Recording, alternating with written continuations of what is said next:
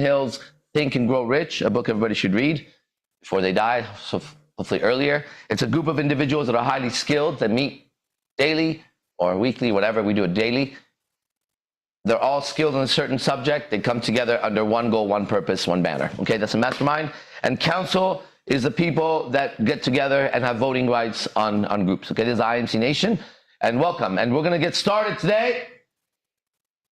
I'm going to do this about 20 minutes, maybe 30 minutes. Then I'm going to go into a class for men only. Now, that's a paid class. It's called the Players Club. We'll talk about it more later. This is a book called Breathing Truth. It's available. You can get it online, okay? Just ask any of the IMC Nation guys. Let's read from it. Some philosophy, a little different, all right? Here we go. It says, when was the last time someone acknowledged something that was really important to you? When was the last time in conversation you were talking to somebody and they acknowledged something that was really important to you? Think about that for a second. Then it says, learn this skill of doing that, of acknowledging something that's really important to somebody else, right? Learn this skill and you will be lethal in your communication. You know what a lethal is? People die of lethal injection, right? That a black mamba has a lethal venom. Lethal, deadly, okay? One more time. When was the last time someone acknowledged something that was really important to you? Think about it. It hasn't happened probably. Learn this skill and you will be lethal in your communication. Okay, we're the best communicators on earth. Next, speaking of communication, next one. Do not use fancy words when you speak. You know, I speak on quantum physics. I speak on relationships. I speak on all kinds of really high level stuff, right? But I don't use fancy words, right? Anybody like to listen to a person use a fancy word you don't understand? Like, shut the fuck up, okay? Do not use fancy words when you speak. Fancy words act as barriers to effective communication. There's one. Because people are told the opposite, right? They try to show how much they know about using a fancy word, and they go out of communication. You got to be able to talk to a 6 or 7-year-old human being and get your point across to them. They have enough intelligence to hear anything. Okay? Well, not hear anything, but, understand basic concepts. Next, work, work, work, and work, and never stop working. 2, learn. Oh, we have a celebrity. Jessica Voshbrig's a celebrity. Learn, learn, learn. Never stop learning. This is our motto at IMC Nation. Next, the position doesn't make the leader. And you all got to be leaders in your own life. Or if you're a woman, you get a man that can lead. A woman can't lead. She'll lead you right out of the Garden of Eden into hell. That's what Eve did. You all come from that lineage. That's why any woman without a man is struggling in this life. And that's the value of being a real man, okay? So, let's go there again, okay? Work, work, work, blah, blah, blah. All right, the position doesn't make the leader. Ready? The leader makes the position. Think about that for a second. Right? So a lot of guys I know when they start studying my stuff, they go out there, they're like, I want to lead her and I'm here to lead you. No. Saying that doesn't make you a leader, right? Saying I'm the leader doesn't make you a fucking leader. You make the position by leading. All right, let's go on a little further. Do yourself a huge favor. Huge favor. You ever do a favor for somebody else? It was a small favor. They appreciated it. You ever do a big favor? I don't know if you've done a huge favor for somebody. I have. Now do yourself a huge favor. Ever done a favor for yourself? Do a favor for yourself. Do yourself a huge favor. And separate yourself from those who are not growing and not evolving. Just separate yourself from them. Don't be in relationships that are like that. Don't be in companies that are like that. Don't be in friendships that are like that. If they're not growing and they're not evolving, do yourself a huge favor. Separate yourself. Your life will begin to dramatically change in a very short amount of time. Because you're really being held back by the opinions of people around you that you're going to have to convince that what you're doing is right or wrong or you're whatever the fuck, right? Next, what makes you unbreakable? And This is a question. I had a girlfriend. We used to call her Darkness. Her real name was Valerie Labrie. Shout out to Valerie Labrie, who's now fat and a lesbian. But she wasn't that when she was with me. And I remember the first time I met her, she came to a martial arts class that I had. Super pretty. And she was doing the kickboxing class, cardio kickboxing. And I went up to her and I said, I'm going to ask you a question and you're going to have to be able to answer this. Right? And she's like, well, she didn't know me. I said, what makes you unbreakable? Answer that before this class is over. And she kind of looked at me. She goes, what do you mean? I said, well, life is going to try to break you. I could tell she was having problems. I said, but you have to have one answer that always beats whatever life does. You have to know why you are unbreakable. You could bend, right? You could get twisted, but you're not going to break. I remember, she became my girlfriend later, but she tweeted one time, she was during Twitter times, or she liked Twitter, and she tweeted, there's two men in my life that I'm never going to forget. One is my own father, she said, for whatever reason. And she goes, two is, she tagged me, Arash Dibazar, I didn't know her. She goes, he asked me a question that changed my life. He said, she put in quotes, what makes you unbreakable? I'll find that message one day because it shows up. I posted it one time, right? And that's a question every human being has to answer. Now, some of you, it'll be because you love somebody. Maybe you love more than one person. That's where I get my power from. The love that I have for others, I can't break. Fuck, you know what I mean? It don't matter. If I have to defend my loved one and I could still breathe, I'm still defending my loved one. There's no giving up in that. I won't break until I'm dead. So for me, it goes there. For you, it could be as simple as, ready? It's not, look, there's levels of fuel you use to go through life. But for the beginning, because I don't know who ever asked you this question growing up, what makes you unbreakable? You better have an answer for that. So you could even start as simple as, I'm going to prove everybody wrong. In fact, what my teacher Manu taught me was your reason is nobody's business, right? Your business, your reason is your business. As long as the result you're going for is what you're getting at, you get your own reason why you do it. And don't let nobody give a fuck about it, right? If you want to be the richest man or woman on earth because you want to buy all the fucking cars in the world, and that's what moves you to be unbreakable, then God damn it, that's yours. Just don't go telling people, right? It's none of their fucking business. But you have to hold that card, right? That says, I'm not going to break until I'm dead. That's a really powerful question to answer. Okay, what makes you unbreakable? Now, you may not have an answer right now, but if you pose the question to the mind, the subconscious mind will give you an answer. It will be there. It will be visible. It'll be in front of you. You just got to be able to pay attention. And that's what life is. Life is being aware. And what you're aware of becomes your reality. That's why they always on the news make us aware of fear, doubt, death. Because if you're aware of that, you can be controlled.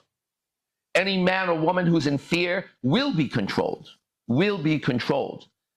The man or woman who's fearless. Now, how does one become fearless? Well, if you're a man, that's one of the first things you're going to have to work on, because you've been worked on growing up to be fearful of authority, whether that was your parents or school teachers or doctors or any goddamn idiot you ever came across. When someone had a badge of authority and could stand up a little taller and give you your fucking certificate, you're supposed to, hey, how about you go kiss my ass with that one? Okay? We've been worked on. Our minds have been worked on and worked so that you and I shrink when this motherfucker shows up. Fuck that motherfucker. Okay? You got to know that you have to take control of your life. And to take control of your life, you're going to have to take control of your mind and your emotions. In fact, any human being who doesn't have control over their mind, their emotion, I can show you that the strongest land animal on earth that we found, land animal, is a bull elephant. It's right there with a hippo and, believe it or not, a giraffe, because size does matter, okay? You know, a giraffe can walk past two lions and it can walk past them cautiously. not two male lions. All right?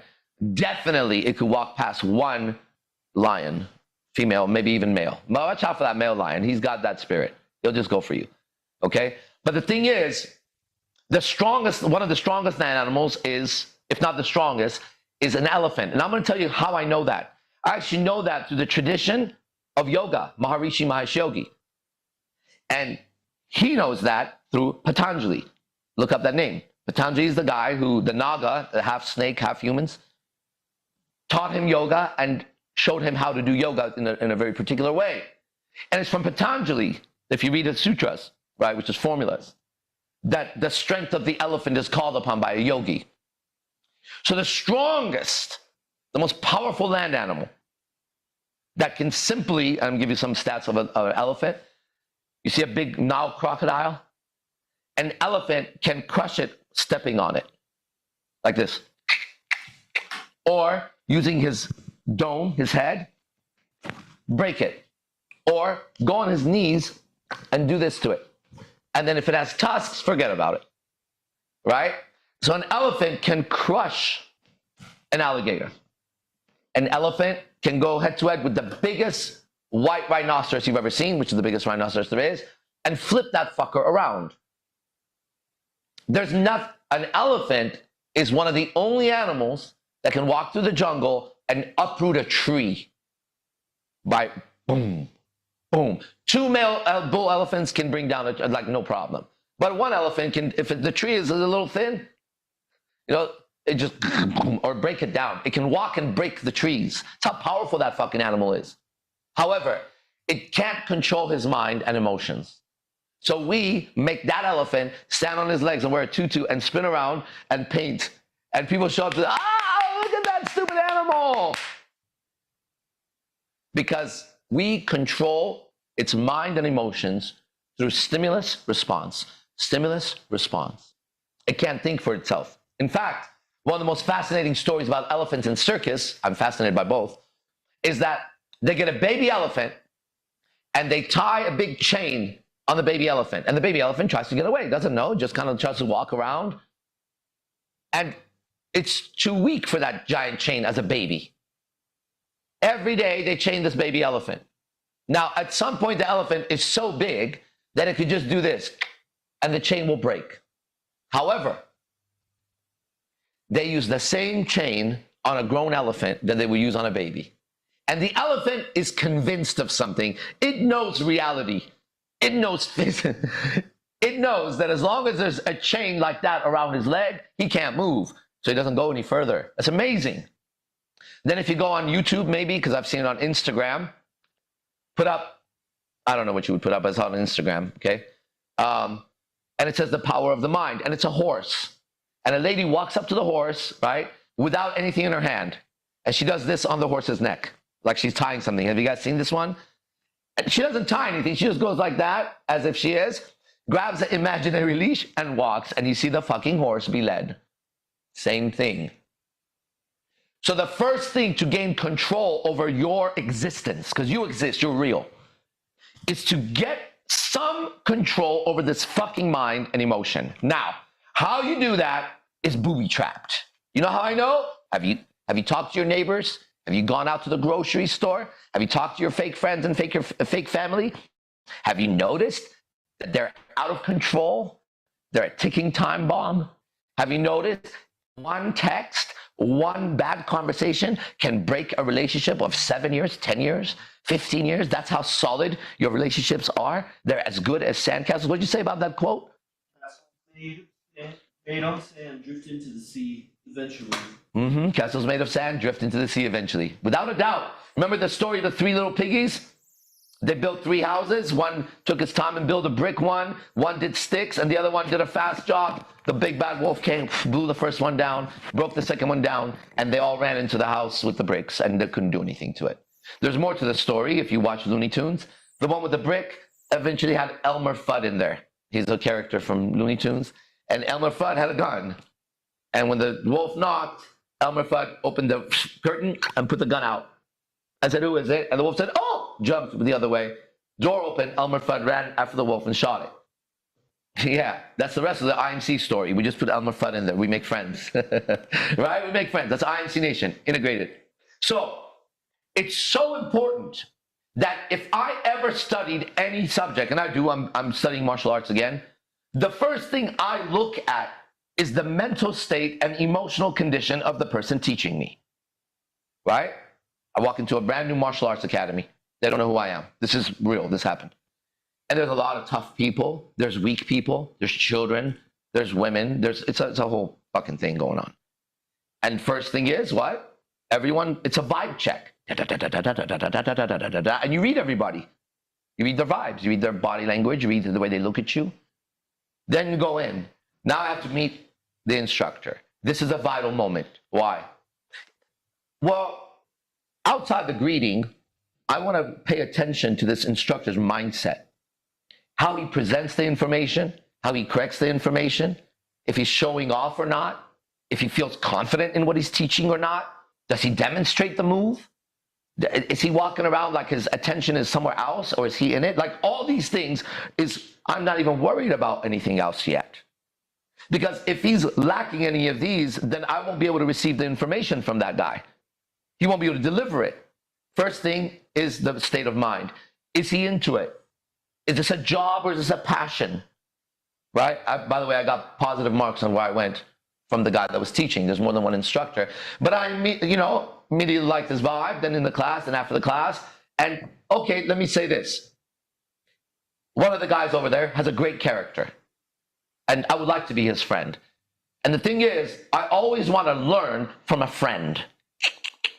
Okay? Because a friend will teach me secrets that a non-friend won't. Right? And so I've befriended my teachers, and everybody here knows that, right? The person who taught me Brazilian Jiu-Jitsu, Sandro Batata, shout out. He's the current world gold medal champion. He's ranked #1 in the world right now in black belt level. He's also my friend. And when he calls, he says, you're my best friend. You're my family.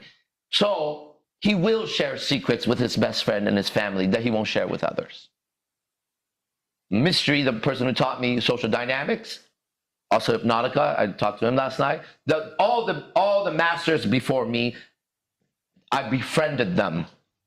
So last night I get a call from Hypnotica, who's a legend. And he spends an hour, just words he's using are, I knew you're the one I'm supposed to talk to about this. You're the one that gets it. And he starts name dropping people that are not my generation. He's like, you know so-and-so? I never heard of that guy. He's like, that guy's the first original NLP guy that did the dark NLP.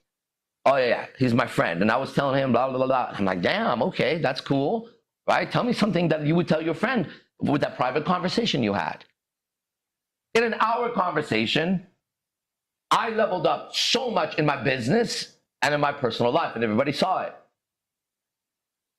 He had called me excited to share with his friend a technology of turning your own writings and your own language into AI, but he knew how important that was to me. He knew we're on the same path. On and on and on and on. It's a good idea to make friends because we're social creatures. Our DNA is 99.9% chimpanzee. That means at least 90% of your life is run like a chimpanzee without you knowing it. That's a chimpanzee, right? That's driving that car. And that's why cutting them off could be so devastating suddenly. It's like, whoa, what the fuck? Suddenly the chimp shows up, right? If the person's stressed out, hasn't eaten well, hasn't rested well, is under stress, suddenly, right? That shit happens. And we see how suddenly there could be riots in the street. That's chimp mentality, right? Herd mentality. And you're dealing with that under the disguise of suits and badges and certificates, a bunch of fucking monkeys walking around dressed like they're the gods. Now, God does exist here and more in mankind than any other creature. If you ever want to see me lose my shit, sometimes I lose my shit. And I don't want to not lose it when it comes to this. If an animal, I'm telling you, it could be a bird, it could be a fucking cute little bunny. If I see an animal hurt a human being, you heard me right, will hurt that animal. I will not let an animal hurt a human being if the human being is not attacking it. If it's defending itself, hey, man, it's too bad for you. But if a human being is petting a dog and the dog bites, don't let me be there. Either the dog is going to get hit or you're going to get hit, because that's never going to have to happen. Why? Listen, man, God sits here. Well, God's in that animal too. Not this much. You and I can adopt any animal, from bear to lion, and humans do, to a sea otter. We see a bird fall from a tree, and what we do, we take care of it. You know what another animal would do? Which animal will go take care of a baby bird that fell down? So when people say, I love animals, not humans, you are not looking. You're brainwashed. You understand? You got to make sure your dog doesn't eat that little baby bird. Definitely don't put your cat around it. That cute little cat of yours is a stalking killer. I have a cat. He's always stalking me. Yesterday, I heard a really fascinating interview. It was a guy who makes his living hunting lions and big animals, right? He was so fascinating because he himself had 110 lion kills. And now you're just like, oh, no, no, hold on. Let me break it down better. Him and his crew walk the savannah in Africa on foot. And he says you could be a tourist and get in a Jeep with the top open, and the lion will sit right there. He said the moment you get on foot, the lion doesn't see you the same way. Do you know that? He says, although people think I've hunted 110 lions, he says, I've never hunted a lion. I've been hunted by 110 lions that I killed. He said, when you walk in that savannah and there's lions, they hunt you. They're hunting everything. And I'm a human also hunting. That made a lot of sense. And then he said, you think you kill a lion by shooting it once. He says, first of all, you don't always kill it. You have to hit it right to kill it. Second, he says, after the lion gets hit, and I've seen videos on YouTube on this, he charges into the fire. You don't shoot a lion and he goes that way. He runs into the fire. And he was explaining the difference between lions and jaguars. He hunts both. And he said, lions are fascinating. He goes, not once. And he goes, and I've seen it over 10 times. He says, not once have I ever seen a lion after he was shot that didn't die or missed. He was missed. Sometimes they miss, right? He says, the lion runs out and he always goes for the person who shot him. And he goes, and we can't figure out what it is. But now what? We don't know how he knows. But he runs, if there's people standing next to him, he'll run past them and go after the one that shot him. He said, but the lion, when you miss him, he roars before he comes after you. And you know he's coming. He said, I'm more scared of the jaguar. He said, first of all, you don't know the jaguar's about to attack you. He doesn't roar about it. He suddenly runs at you. He goes, secondly, the jaguar will attack everyone and maul everyone. He won't kill. It'll go after the first guy and rip him, second guy, and he'll try to go through everyone, where the lion just picks one out. And I was listening to this shit and getting so excited listening to him talk for some reason, right? And the thing that really I understood, because I have a cat, he says, when you're on foot, his words, he said, people fail to recognize that a lion is a giant cat. And he goes, he's always hunting you. If you own a cat, watch. Unless you domesticate the shit out of your cat, and he's a fat little thing that lays around all day. And that's not my cat. My cat's a ninja, right? I'm gonna keep him a fucking ninja. Oh yeah, I got him as a guard cat, not a guard dog. I think I can do that with a fucking guy. So I want him like that, just not me. You understand that? Wrong one. But it's when you're dealing with animals, okay, you're not dealing with what we have, rationality. We're the only gifted creatures on earth that we've seen. There's more that are underneath the earth and invisible here in the mountains and shit like that, right? The ones that we know, we're aware of, us humans. We're the only ones that the Stoics say we have the ability to analyze our own behavior and the ability to appreciate our senses. I'll give you an example, right? We can differentiate between music. I like that music. I don't like that music. I like this. I like that. That's an ability of God to sit there and listen differently and analyze, right? We make things that are beautiful for the eyes, beautiful for the ears, beautiful to touch, to sit in, to look. Every sense, beautiful to the taste, everything. And that's a skill that we take the raw materials of life and use intelligence to wield it like an alchemist to something that we as only humans, animals don't give a fuck who painted that picture, right? You put a $10 million Picasso painting and a piece of meat here, he's gonna go after the fucking meat. Then he's gonna come rip that up or piss on it.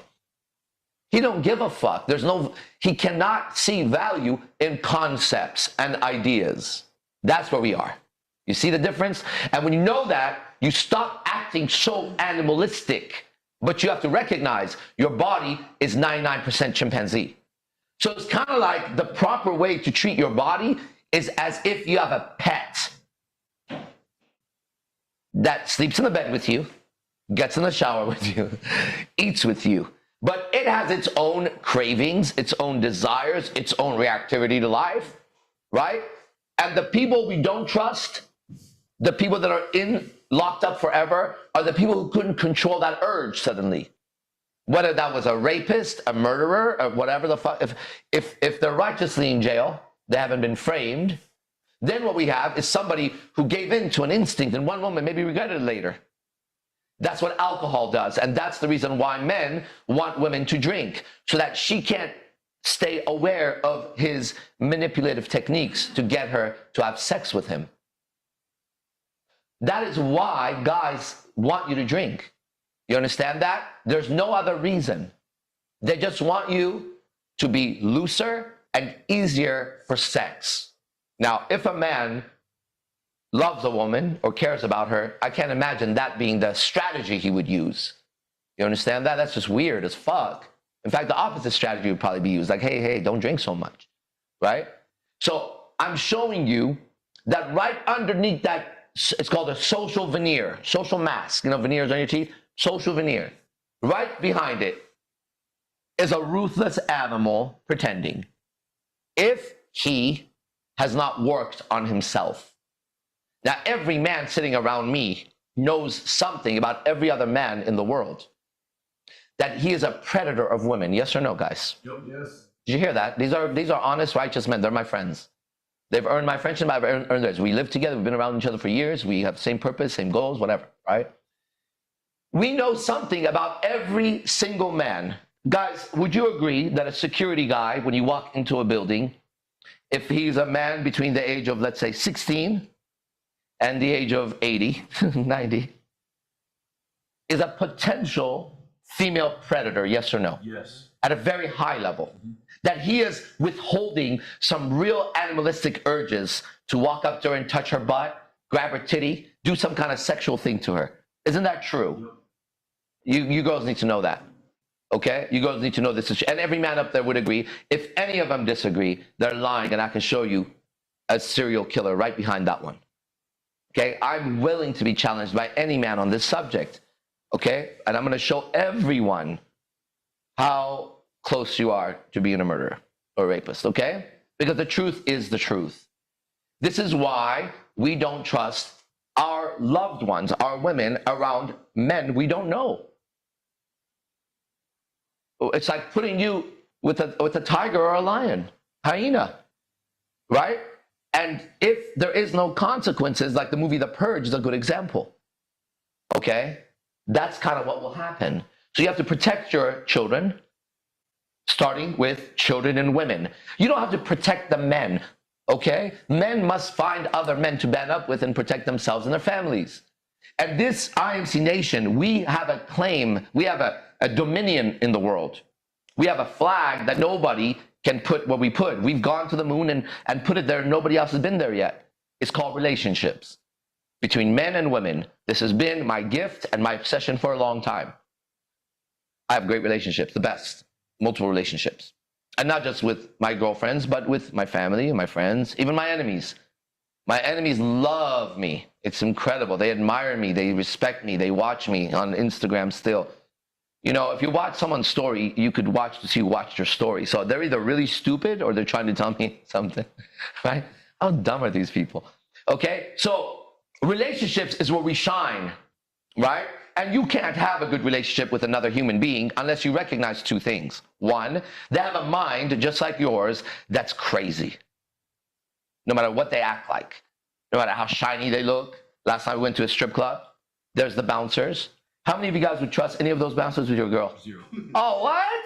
But they're there to protect the girls, dog. No, they're not. No, really? No way. Oh, are you kidding me? Obvious. But they're dressed so sharp, so polite, so professional. That's what makes it scary. They don't even look at that's what makes it scarier. He's right. Scarier. That's what makes it scarier. That's what makes a political candidate scarier when they're using Satan's tongue, which is twisting their tongue and not speaking. And then we get another candidate that comes out and just says what he says. And we're like, oh my God, he's rude. No. Trust that guy more than the one who can't say what's really going on, right? So the security over there is actually worse than the guys that go to the strip club. That's what people don't know. The security is plotting on all these women. So I'd like to tell you a personal story that you didn't know. You know, when we walked in, my girlfriend was there and she was feeling kind of upset. Right when I walked in, I didn't know the guy who was right there. There was a guy that sat us, or right in front of us. I don't know if he sat us. He was a shorter guy. I didn't know him. As I walk up, she says, hey, babe. He says, you're not my boyfriend and we're not in a relationship. I said, who? She goes, him. I said, why would you have a conversation with, what's going on? Like, what is that? How does that start? She goes, I was standing by the door and he told me, what are you doing? I said, man is coming. And he says to her, no guy comes here that's a man for anyone. She says, that's my boyfriend. He says, no guy here has a girl here. That's his hate, right? I ended up walking in about 15 seconds after that, right? And she says, and I saw it, she says, that's him. His name was Arash. He looks at me, he goes, oh, and he walks away, right? Listen, that guy is exploding to have her. Why isn't the answer as simple, oh, your man's coming? Cool. Has he been here? How long you been together? Are you going to introduce him? You get it? Why is it no man here? Bro, so I saw him, I knew who he was. And he just spoke what every other bouncer was thinking. You're not supposed to go to a strip club and have a girlfriend. Who the fuck are you? I'm IMC Nation, motherfucker. Look me up. I've been doing this. I'll keep doing it. Fuck you, and there's nothing you can do about it. How's that? And I got a crew that can do it too. So when we walk in, we're not the prey, motherfucker. We're the predators. Get that straight. My ancestors, they made it in the fucking jungle. And this is a fucking jungle, and I fucking see it. And I've been trained by them, and I'm representing them and the future generation. My children don't come from my balls. My children come from the people who take the philosophy and live forever. That's the real children, right? I am more of a child to many of my teachers than their own sons were. They adopted me. I chose them as my father, as my mentor. I went to these men and I said, I submit my body and mind and emotion to you for a certain amount of time to get to where you got to. Take me there, please. And I will empty my cup and I'll overcome all kinds of bullshit in me to learn from you. That's how you learn. That's how you learn. And this is the spirit of man learning. I claim many positions in life. I do this good, that good, this good, professional at different levels. But the one that I hold above everything else is I'm the #1 student of any teacher I've ever had. Why? Because I approach the subject with a high level of reverence, which means respect, high level of respect, deep, sacred respect for the art form and the representative of the art form. And I never forget that I'm there to learn a very specific thing that someone gave their life to. And I hold value in it.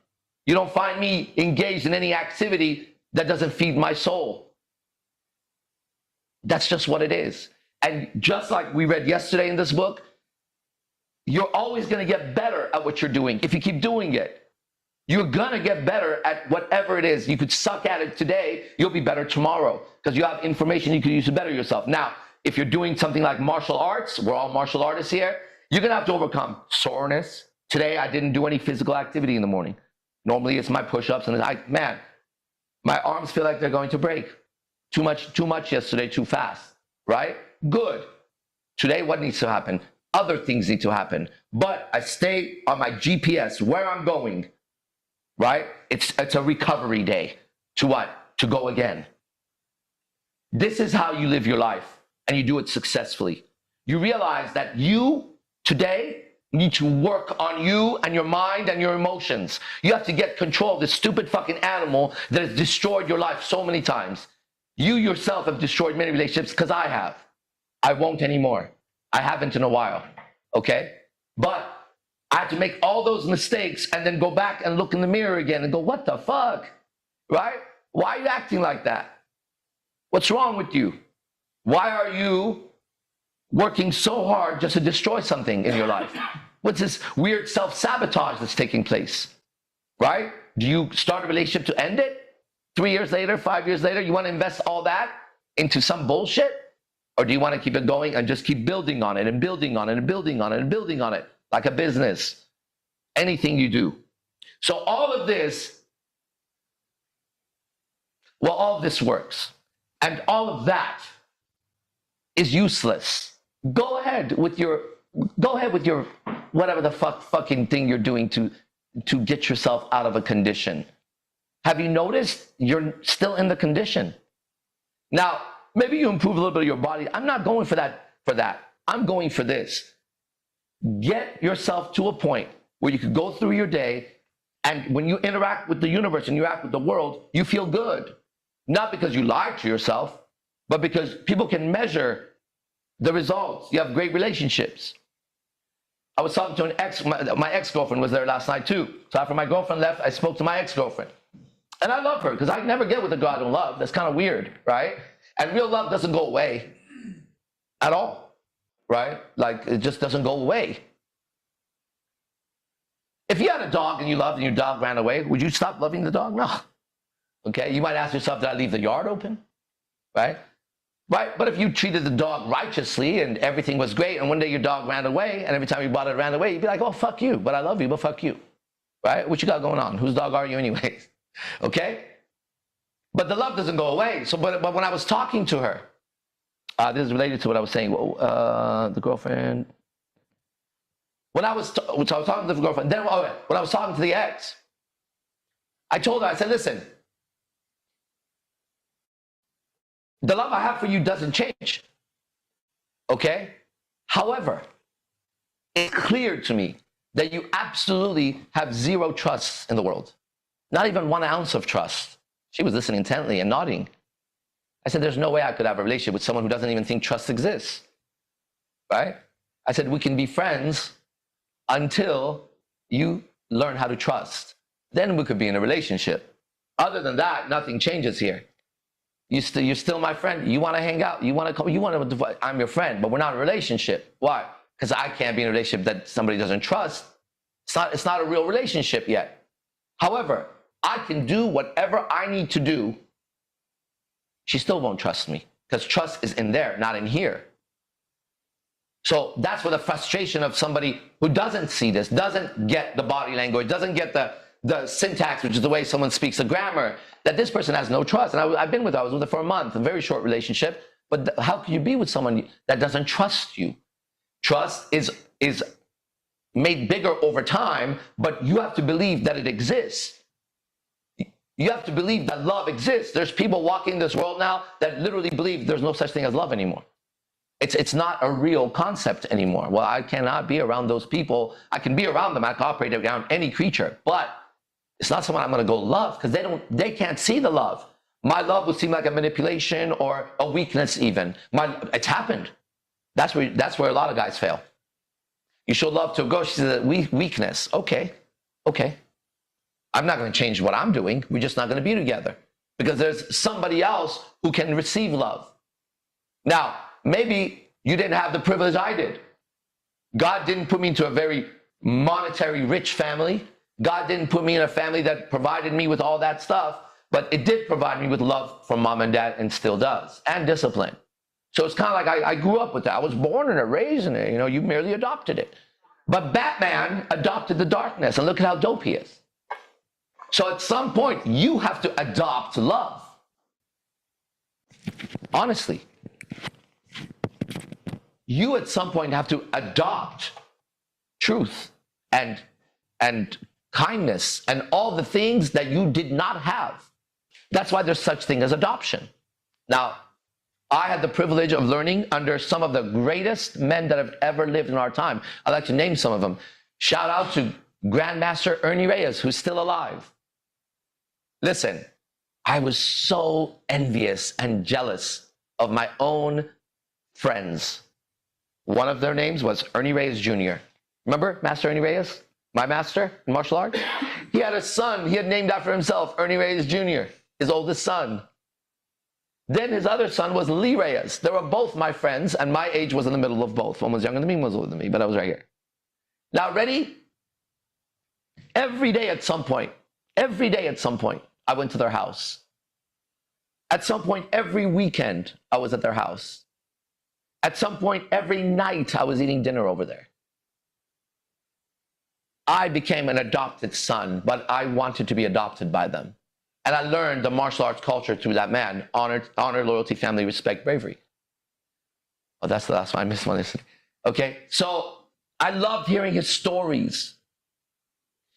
One story he would tell us, because he was very tough with us, and thank God, please, if you have a man in your life, make sure he's tough with you as a man. As a woman, make sure he's strict, disciplined, but he knows what he's doing. One story he would tell us, because he would put us through some hardships, you know. He would tell us the story of his teacher, Grandmaster Che. And he would say, his words, he says, when we wouldn't learn the lesson in the martial arts, he would try to teach us. And if we didn't get it, his words were, he would beat it into us. And when he said he would beat it into us, his teacher was older than him, Korean guy, straight from Korea. His face never changed.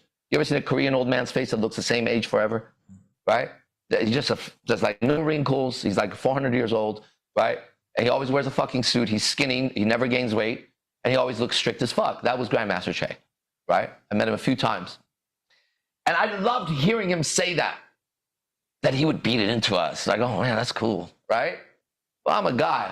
I grow up like, oh, beat it into me. That's why martial arts is not for you. Because a guy's supposed to get excited to learn like that. He wants to be a Navy SEAL. He wants to be a warrior.